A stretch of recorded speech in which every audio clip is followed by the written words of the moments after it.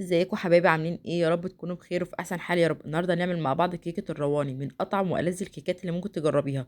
كيكه كده خفيفه وهشه، اخف كده من الكيك والذ من البسبوسه. هنعملها النهارده بطريقه سهله كده وبسيطه والنتيجه مضمونه. كيكه كده هشه ومرتفعه ولونها فاتح وقوامها تحسي زي القوام الاسفنجي. ان شاء الله نعملها النهارده مع بعض بطريقه سهله وبسيطه وبكل سهوله. هعرفك ازاي تعمليها تطلع معاكي بالقوام الجمال ده. هنسمي الله ونصلي على الرسول. لسه اول مره تتابعيني يا ريت ما تنسيش تعملي لايك واشتراك للقناه عشان يوصلك كل جديد. ولو بتتابعيني على الفيسبوك يا ريت ما تنسيش تضغطي متابعه وتعملي شير كتير عشان يوصلك كل جديد معانا ان شاء الله. في الاول كده انا هجيب البوله بتاعتي، هضيف فيها 4 بيضات بدرجه حراره الغرفه. هنزل عليهم بنص كوبايه من السكر، ومعايا هنا ظرفين من الفانيليا. هضرب ده كله بقى. تقدري تستخدمي في الخطوه دي الخلاط، او تقدري تستخدمي المضرب اليدوي او المضرب الكهرباء المتوفر بالنسبه لك. انا هضرب كده لغايه ما القوام بتاعي يفتح خالص. وهنا القوام بتاعي بدأ يتغير ويعمل فوم معايا. في الوقت ده هنزل عليهم بنص كوبايه الا ربع من الزيت. دي كوبايه الا ربع، طبعا لازم نستخدم زيت يكون نوع نضيف. هخفق هنا لمده دقيقه بحيث ان الزيت يختلط مع البيض والسكر. في الوقت ده هنزل هنا بكوبايه من الزبادي، وهنا ما اقصدش كوبايه من الزبادي اللي هي العلبه، لا انا اقصد كوبايه معياريه من الزبادي. لو مش متوفر الزبادي تقدري تستخدمي حليب، مفيش اي مشكله. وهضرب هنا بحيث ان الخليط كله يمتزج مع بعضه. في الوقت ده انا هنزل المواد الجافه. معايا هنا كوبايه من الدقيق هنخله كويس جدا، ومعايا هنا معلقه كبيره من البيكنج باودر او الكيك شيف، وهنزل عليهم بذره من الملح. عاوزه اقولك اللي انا في الوقت ده كنت مسخنه الفرن بتاعي، كنت خلاص شغلته بعد ما بدات احط المواد الجافه. هخلط بقى الدقيق بتاعي كويس جدا، مش عايزه اي تكتلات او دقيق يكون باين معايا. وطبعا كل الجوانب دي هنزلها دلوقتي. كده خلاص الدقيق بتاعي اختفى تماما. هكون طبعا مجهزه هنا كوبايه من السميد البسبوسه. ده سميد خام مفيش عليه اي اضافات. ومعايا هنا معلقتين من جوز الهند، وهنا بتفرق طبعا في الطعم والريحه بتاعتها، بتبقى طعمها وريحتها خطيره. لو مش بتحبي جوز الهند فيها مفيش اي مشكله، بس هي بصراحه بتديلها نكهه وطعم حلو جدا. هقلبهم كويس بحيث ما يكونش فيه اي تكتلات من الخليط بتاعي، ويكون متاكده ان كله ممتزج مع بعضه.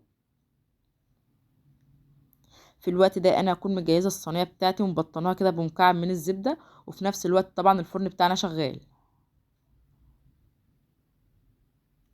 هتدخل الفرن على درجه حراره 180 رف اوسط. بتاخد في الفرن حوالي من 35 ل 40 دقيقه، وطبعا حسب الفرن بتاعك. انا هنا هنزل بالخليط بتاعي في الصينيه بتاعتي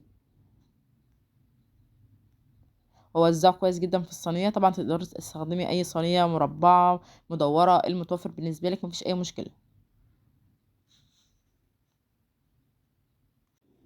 بجد من اطعم الكيكات اللي ممكن تجربيها، حتى لو انت لسه مبتدئه في الكيكات او انك تعملي اي كيكه. صدقيني هتطلع معاكي ناجحه من اول مره.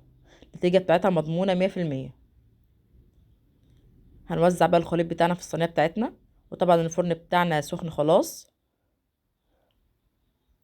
كده صينيه الرواني بتاعتنا جاهزه تدخل الفرن بتاعنا على درجه حراره 180. في الوقت ده هنجهز مع بعض الشربات. معايا هنا الحله بتاعتي هضيف فيها كوبايه من السكر، عليهم كوبايه ونص من الميه، عليهم كده عصره نص ليمونه. هرفعهم كده اول ما يغلي لمده 10 دقايق وبعدين اطفي عليه. في الوقت ده شكل الرواني بتاعتي او صينيه الكيك بتاعتي اول ما طلعت، واخده لون حلو جدا من فوق ومن تحت. هنزل هنا عليها بالشربات. انا بس سبتها تهدى حاجه بسيطه وبعدين نزلت عليها بالشربات. طبعا كميه الشربات لو انت عايزاها ان هي سكرها يكون عالي مفيش مشكله. انا بالنسبه لي انا سبت بس حاجه بسيطه جدا. هسيبها كده لغايه ما تشرب الشربات بتاعنا وتهدى. وهنزل كده عليها برشه من جوز الهند.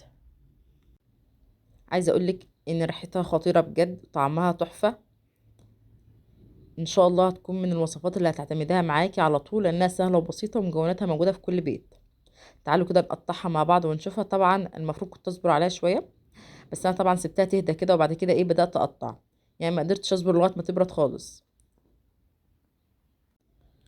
ورغم انها كانت لسه دافيه تطلع معاكي القطعه كده بقطعتها ماسكه نفسها، حاجه كده في منتهى الجمال.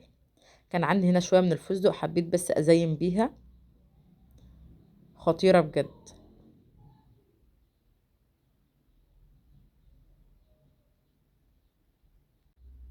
عاوزه اقولك ان هي هتكون من ألذ الكيكات اللي هتجربيها.